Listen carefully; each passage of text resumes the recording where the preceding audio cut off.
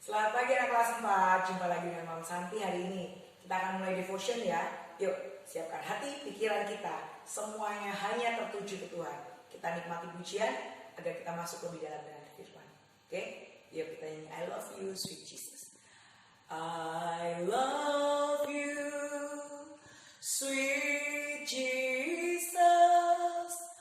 I love you, my Lord. I desire more of you, closer in my life. I surrender my heart to you.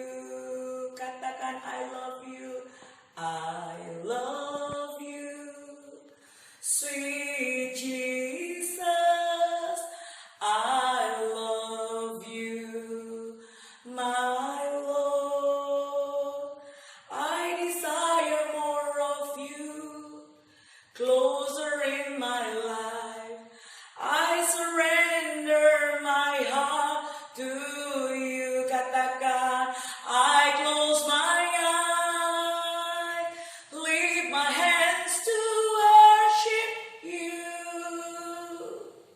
You're the love of my life. No one else matters in this world but you. No one can take your place in my heart. I close my eyes, I close my eyes, lift my hand to worship you. You're the Lord of my life. No one else matters in this world but you. No one can take your place in my heart. No one like you. Ikuti Mama sampai di depan. Tuhan, saat kami katakan kami mencintaimu karena Engkau terlebih mencintai kami Tuhan.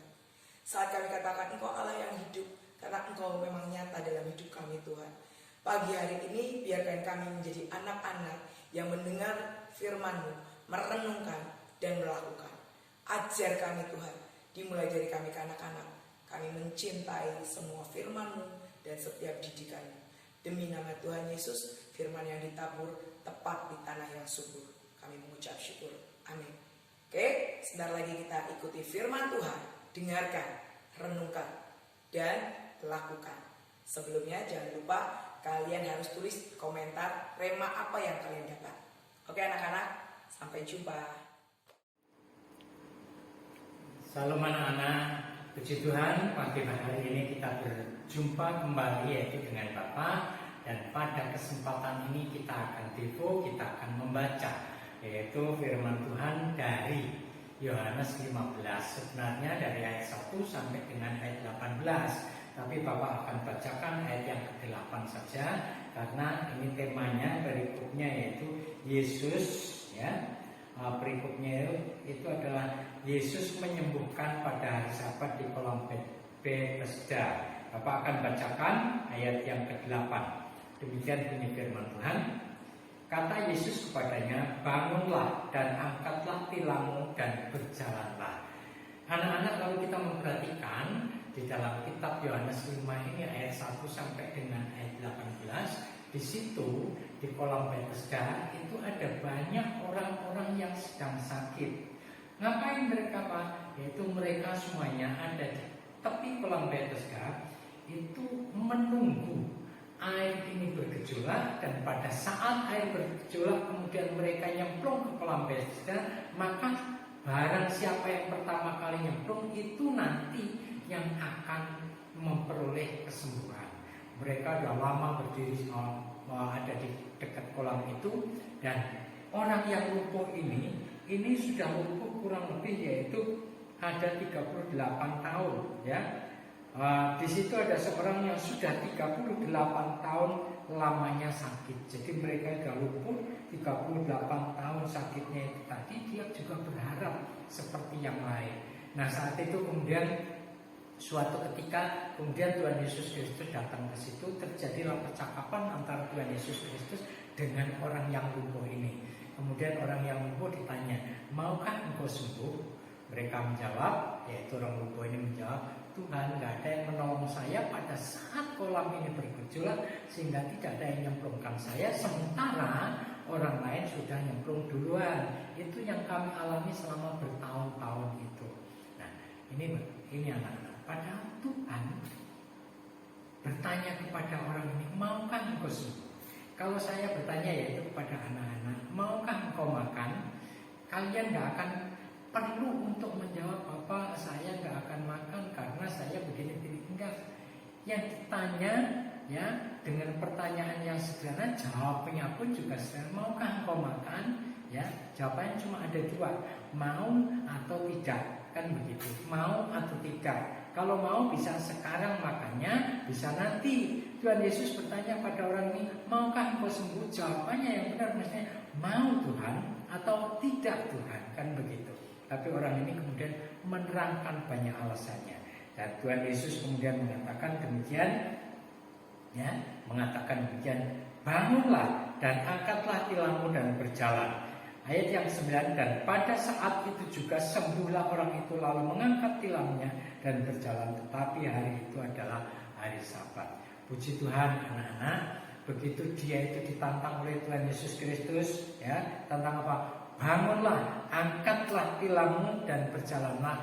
Dia kemudian tidak seperti jawaban yang pertama, tapi dia kemudian langsung dia bangun, kemudian dia angkat tilamnya, kemudian dia berjalan. Pada saat dia meresponi dengan segera itu tadi, terjadi mujizat yang luar biasa. Orang yang sudah 38 tahun ini mengalami kesembuhan. Demikian juga dengan kita. Kalau kita ada persoalan, kita punya sakit penyakit, kita datang kepada Tuhan. Tuhan pasti bisa untuk menjawab. Tuhan pasti bisa untuk menyembuhkan semua sakit penyakit, asal kita mau meresponi Tuhan, meresponi rencana Tuhan tersebut, yaitu dengan baik di dalam iman dan ketaatan kita. Contohnya adalah orang ini, 38 tahun, bukan waktu yang singkat, tapi itu adalah waktu yang lama di dalam sakit penyakit. Berarti dia mengalami penderitaan yang luar biasa. Diminta bangun, dia bangun, angkat tilam, dia angkat, ya, kemudian dia berjalan, mengalami kesembuhan yang luar biasa. Sederhana sebenarnya, kalau kita mau melakukan apa yang Tuhan rindukan, kalau kita lakukan, maka itu akan terwujud dalam kehidupan kita, tergenapi dalam kehidupan kita. Hanya seringkali yaitu kita ini sebagai orang Kristen, pengikut Kristus, kadang-kadang kita ini tidak bisa ya meresponi rencana Tuhan, firman Tuhan itu dengan penuh ketaatan, dengan penuh iman. Akibatnya apa? Rencana Tuhan dalam kehidupan kita kadang-kadang karena masalah ketidaktaatan, ketidakpercayaan itu tadi menjadi gagal. Itu anak-anak, kalau kita percaya pasti kita nanti akan mengalami mujizat.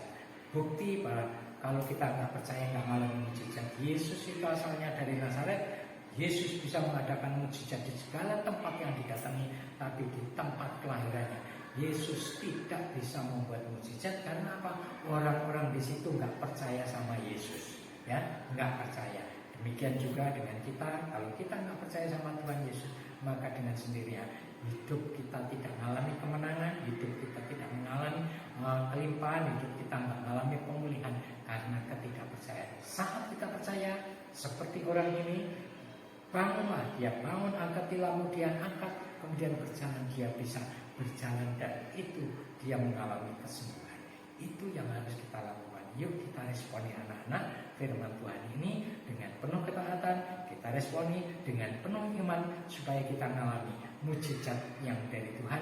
Kita yang sakit disembuhkan, kita yang di dalam persoalan dibebaskan dari segala persoalan, kita yang bodoh belajar menyerahkan sama Tuhan, kemudian Tuhan akan buat kita semuanya menjadi anak yang pintar, anak yang dipenuhi hikmat oleh Tuhan Yesus Kristus.